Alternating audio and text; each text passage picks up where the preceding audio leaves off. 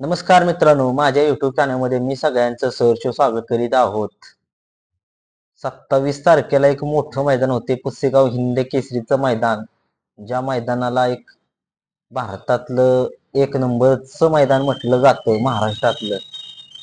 एक टॉपची जी 10 मैदान आहेत ना हिंद केसरीची, त्यातलं नंबर 1चं मैदान असं पुसेगावचं मैदान आहे. 27 तारखेला मैदान होणार आहे आणि या मैदानात टॉपचे पैरे फिक्स पण झालेले आहेत. आपण बोलणार आहोत आपल्या सर्जा बैलाबद्दल. कैलासवासी स्वर्गीय रणजित निंबाळकर सर यांचा वेगाचा शेवट सर्जा या बैलाबद्दल. आपण खूप मोठा फॅन आहे त्या बैलाचा. जोपर्यंत सर्जा आहे तोपर्यंत आपला चॅनल सर्जाच्याच नावाने जास्त व्हिडिओ पडतील. कारण आपला फेवरेट बैल सर्जा आहे आणि बकासूर तर आहेच ऑलरेडी. सर्जा पण आहे आपला बैल. असो, आपण बोलणार आहोत सर्जाबद्दल. पुसेगाव हिंद केसरीच्या मैदानात सर्जाचा पैरा. मी तुम्हाला मागच्या माझ्या व्हिडिओमध्ये सांगितलेलं होतं की सर्जा आणि बुलढाणा एक्सप्रेस बाब्या ही जोडी पाळणार होती. पण आता तुम्हाला माहिती आहे मध्यंतरीचे थोडेसे मतभेद झाले. त्याच्यामुळे सर्जाचा पैरा बुलढाणा एक्सप्रेस बाब्या याच्यासोबत होणार नाही. लिहून घ्या, तुम्हाला जर खोटं वाटत असेल. हा पैरा होणार नाही. सर्जाचं नियोजन आता वैभव कदम यांच्याकडे आहे आणि विठ्ठल ड्रायव्हर यांचं नियोजन आता बाब्याचं नियोजन विठ्ठल ड्रायव्हर करतात. त्यामुळं ही जोडी पाळणार नाही. सर्जन बाब्या ही जोडी पाळणार नाही. असं पण सर्जाचा पैरा कोण आता असेल?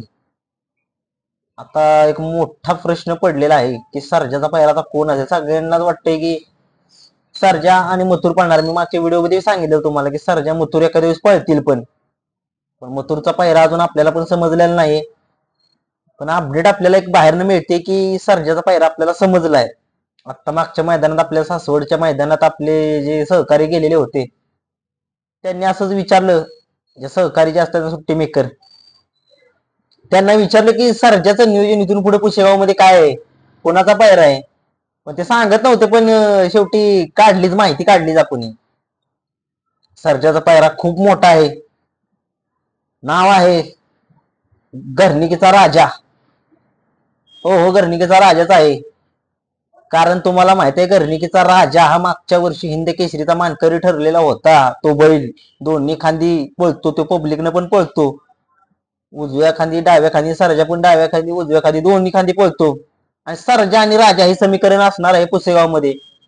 कारण घरणिकेचा राजा आणि आपला तो 722 हरण्या द्वारलीचा यांचा पैरा नाही होणार. त्या व्हिडिओ मध्ये स्पष्ट समजते. जो व्हिडिओ एका ब्लॉगरने घेतलेला होता की म्हणजे 722 हरण्याचे जे मालिक आहेत हेमंत फुलोरे साहेब यांचा व्हिडिओ झाला. त्यामध्ये त्यांनी सांगितलं की त्यांना विचारण्यात प्रश्न आला की घरणिकेचा राजा आणि हरण्या ही जोडी पाळणार आहे का पुसेगाव मध्ये. तर ते म्हणले बघूया, अजून नक्की नाही. म्हणजे नक्की नाही, पैरे आधीच फिक्स होतात. आणि माझ्या माहितीनुसार माझ्या गुप्त हेराकडून मी माहिती काढलेली आहे. घरणिकेचा राजा आणि आपला सर्जा ही जोडी पाळणार आहे. आता बघूया, हे गुप्त हेरांच्याकडून माहिती काढली पण अंदाज सांगतोय मी. पण 99% ही जोडी पाळणार आहे. कारण घरणिकेच्या राजाला पण पायरा व्यवस्थित म्हणजे त्यांचा पण नव्हता आणि सर्जाचा पण पायरा तुम्हाला माहिती आहे बुलढाणा एक्सप्रेस बाब्या सोबत होता, पण तो कॅन्सल झालेला आहे. घरणिकेचा राजा आणि सर्जा ही जोडी पाळणार आहे पुसेगाव मध्ये. बघूया आपण. आणि एक नंबरचा मानकरी घेतील का? गुलाल घेणार ही जोडी.